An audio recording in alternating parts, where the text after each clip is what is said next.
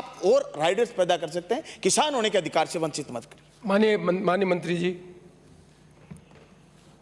कृषक सम्मान योजना सब्सिडी की योजना, ये है एंटरप्रेन्योर एक्टिविटी की एक, उस क्वालिफिकेशन को इस क्वालिफिकेशन से जोड़ने से सामंजस्य नहीं होना चाहिए, because this is entrepreneur activities. एक किसान का जमीन का, जिसका घर का परिवार का आदमी कोई बिजनेस लगाना चाह रहा, उसकी सब्सिडी दे रहे हैं आप, तो बाकी को तो दे रहे हैं 50% सब्सिडी, इन लोगों के परिवार के लोगों को आप 25% सब्सिडी दे रहे हैं। ये डिस्क्रिमिनेशन, इसलिए उस योजना का इससे कोई संबंध नहीं है।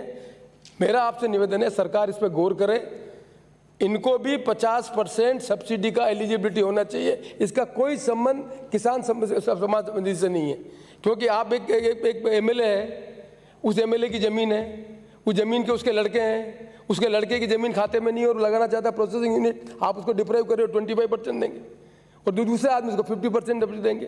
तो ये जो आपने जो पॉलिसी बनाई है वो इकोनॉमिक एक्टिविटी जनरेट करने के लिए, एंटरप्रेन्योर एक्टिविटी के लिए बनाई, इसलिए किसान सम्मान निधि का इसका कोई संबंध नहीं है।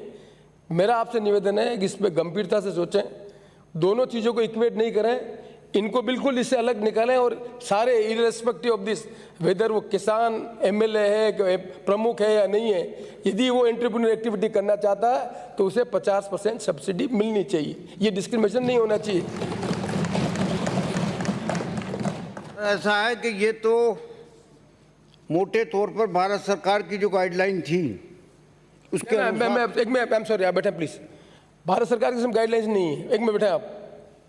भारत सरकार की गाइडलाइंस कृषि सम्मान निधि योजना के अंतर्गत, उसमें उन्होंने डिफाइन किया है, क्योंकि इन लोगों को हम सब्सिडी नहीं देना चाहते हैं, उनके लिए उन्होंने सम्मान निधि। ये तो राजस्थान सरकार ने एग्रो प्रोसेसर यूनिट को प्रमोट करने के लिए योजना बनाई है, उस योजना में ही वो की वो डेफिनेशन रख दी। इसलिए मेरा निवेदन है कि दो चीज़ों को अलग अलग करें। सरकार ने न केवल इसके बल्कि जो एग्रो प्रोसेसिंग यूनिट डालता है, कोई वेयर हाउस बनाता है या कोई आपका एक्सपोर्ट के लिए कोई काम करता है, तो उसके लिए कई प्रोविजंस कर रखे हैं। इसमें मेरी बात मेरी सुन लें साहब, उसके बाद आप, या बैठ जाऊँ, आप बोल रहे हो, आप बैठ जाए, बोली कोई तकलीफ नहीं, मैं ये आप बैठना चाहते बैठ जाए, मैं थोड़ा रोक सकता हूँ। आप बोल रहे हो, बैठना चाहते आप रोक सकते हैं, मैं तो खड़ा ही नहीं हुआ था। नहीं, मैं तो ये, आप बैठना चाहते बैठ सकते हैं, कोई तकलीफ थोड़ी। मैं थोड़ी खड़ा हुआ था कि आप मुझे पूछे बैठ जाऊँ। मैं आपकी चॉइस है, आप बैठना चाहते बैठे। नहीं, मैं ये कह रहा हूँ कि साहब, मैं ये कह रहा हूँ कि चूंकि आप खड़े हो जाते हो तो बैठना पड़ता है ना, तो इसलिए पूछ रहा था। मेरा निवेदन है कि ये तो आपका सिर्फ 50% और 25% का ही किस्सा है। कृषक की जो परिभाषा उन्होंने मानी है वो कृषक की परिभाषा आपने मानी है। अब अगर मान लीजिए कृषक की परिभाषा नहीं माने उनकी, या जो कुछ भारत सरकार ने लिखा है, ये लोग कह देंगे साहब भारत सरकार की बात मत मानो, नहीं मानेंगे, कह दे मैं ये कि भारत सरकार की बात मत मानो आप। हम सब कह रहे हैं, जुम्मेवारी से कह रहे हैं, इस मामले के अंदर, एंटरप्रेन्योर के मामले में मत मानो।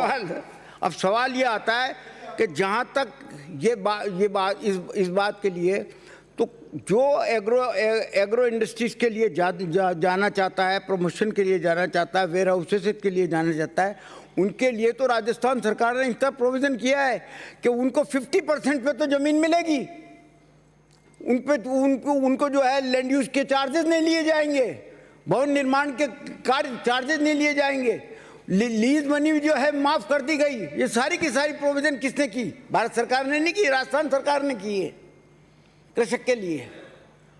अब सवाल ये है कि इस डेफिनेशन में ये लोग आ गए, इन लोगों को आ गए तो भी कोई ये नहीं है कि साहब इनको पैसा नहीं दिया जाएगा। 25% तो फिर भी दे रहे हैं उनको। एक इंजीनियर है, अब वो इंजीनियर जो है, क्या नाम, इंजीनियरिंग तो वहाँ से भी पैसा कमा रहा है। एक पेंशनर है, वो पेंशनर भी ले रहा है। भारत सरकार ने तो चतुर्श्रेणी की कर्मचारी के लिए भी लिख दिया था कि लेकिन चतुर्श्रेणी कर्मचारी को हमने नहीं लिया इसमें। भारत सरकार ने तो पता नहीं क्या क्या किया है। तो मेरा निवेदन ये है कि अगर फिर भी आप ये समझते हैं, हाउस ये समझता है कि साहब इस पर पुनर्विचार किया जाए, हम तो पुनर्विचार करने की कोई दिक्कत नहीं है, कोई दिक्कत नहीं।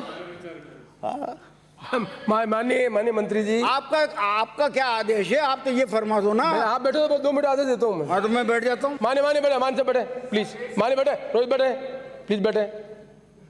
मैं फिर माननीय मंत्री जी, मेरी जिम्मेदारी है एक अध्यक्ष की हैसियत से एमएलए के इंटरेस्ट को प्रोटेक्ट करना। मेरी जिम्मेदारी है एमएलए को प्रोटेक्ट नहीं हो रहे तो उनके लिए आपको सरकार को डायरेक्शन देना। मैं फिर आपसे निवेदन किया है, कृषक की परिभाषा सब्जेक्ट टू कृषि सम्मान निधि के लिए उन्होंने की है, जनरल कृषक को डिप्राइव नहीं किया। भारत सरकार ने एक पर्टिकुलर योजना का लाभ देने के लिए कृषक कौन कौन है उनको डिफाइन किया, सब कृषक को डिफाइन नहीं किया।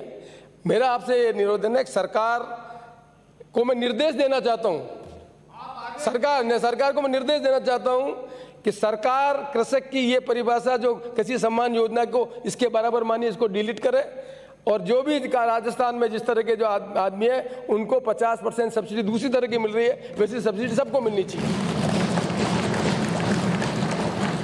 आप खड़े होकर बोलोगे तो बैठे बैठे तो होगा नहीं। आपने 2 बार तो निवेदन कहा, आदेश नहीं कहा। आखिर में जब आपने मेरी तरफ देखा तब जाकर के आदेश कहा। अब आदेश कहा तो आदेश मान लेंगे आपका। मैंने इसलिए नहीं कहा कि मैं आपकी सीनियरिटी का सम्मान कर रहा था, बाकी पहले आदेश दे सकता था। चर्चा समाप्त हुई। अध्यक्ष महोदय, आपके माध्यम से मैं ये जो रीट की परीक्षा हो रही है, लगभग 15 लाख बच्चे इसमें बैठेंगे। इनको